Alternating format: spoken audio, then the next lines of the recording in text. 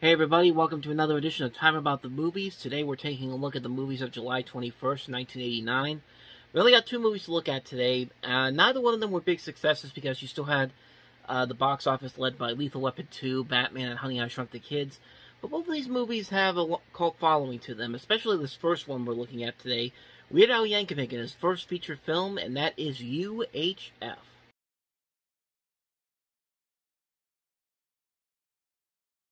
Now, Weird Al Yankovic had already been a household name by this point, and so there was a lot of high expectations for UHF. There was a lot of expectation that this movie was going to be a big hit, a big sleeper hit, kind of like the next Bill and Ted's Excellent Adventure.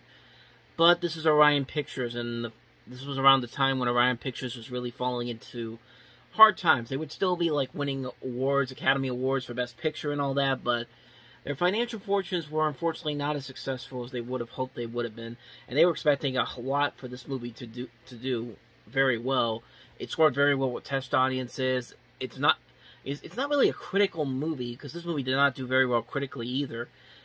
And then when you add in the fact that you've got Indiana Jones, Ghostbusters 2, Honey, I Shrunk the Kids, Lethal Weapon 2, Batman, License to Kill, When Harry Met Sally, Do the Right Thing, and Weekend at Bernie's all around the same time, yeah, this is going to cut into the box office potential for this movie. And unfortunately, the film did not do so well at the box office. It also kind of dinged Weird Al Yankovic for a little bit. He actually fell into a little bit of a slump. He usually was putting out albums every year or every other year.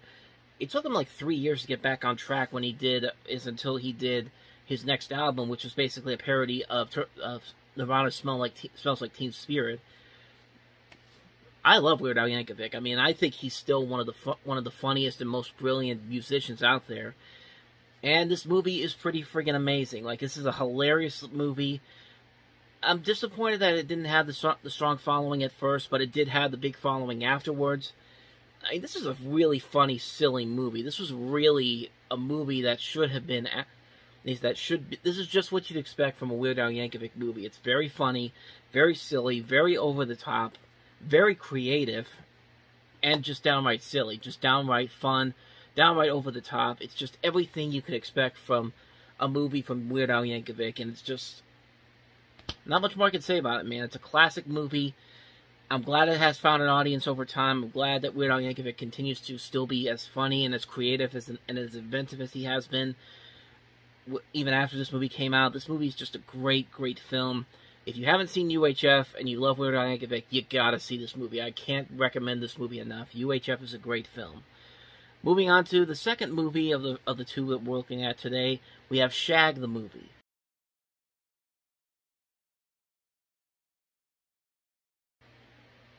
Yeah, so judging by this trailer, you can pretty much kind of predict what this movie is going to be. It's a coming-of-age story, takes place in 1963. You're following these four high school girls going off to spring break in Myrtle Beach, and you're going to see them getting into a lot of crazy misadventures and also learn a little about themselves and grow up in front of our eyes. That's pretty much what you get here.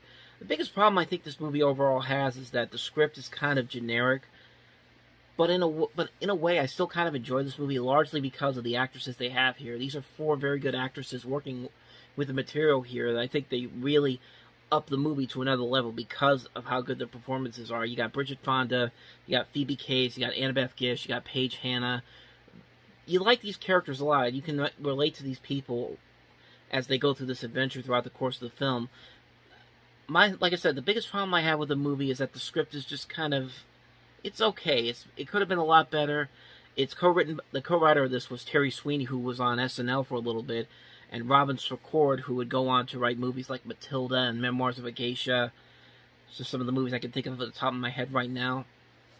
But I mean, the movie does a good job recreating 1963 in 1989, and yeah, I think the performances in this movie really do stand out more than the actual script does. I think the script just needed something a little bit more to make it kind of stand out on its own.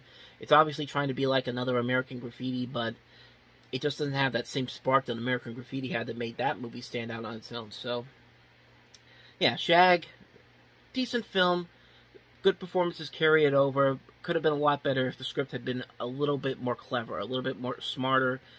But for what the movie is, it's perfectly fine for what it is. I'd say definitely check it out if you got the time to. And with that said, that's going to wrap up another edition of Time About the Movies. Next week, Tom Hanks stars in the other dog cop comedy Turner and Hooch. We also have the return of Jason Voorhees in Friday the 13th, Part 8. Jason Takes Manhattan. We'll delve into that one as well as Babar the movie. We also have Distant Voices, Still Lies, and Catch Me If You Can. Not that Catch Me If You Can with Leonardo DiCaprio, but if I find something on them, I'll definitely take a look and see and give you my thoughts on just the trailers, because I haven't seen those two films. But we'll definitely look at Turner and Hooch, Friday the 13th, and Babar next week on the next episode. So, yeah, thank you guys for watching, and as always, if you like what you see and you want to see more episodes like this, hit the link on the previous page to a previous episode. Check out the playlist as well. I'll see you guys tomorrow as we wrap up July '89. So thank you for watching. I'll see you tomorrow, and until then, take care. I keep hitting my mic, by the way, so that's why the camera's shaking a little bit. So, anyway, I'm out of here. Good night.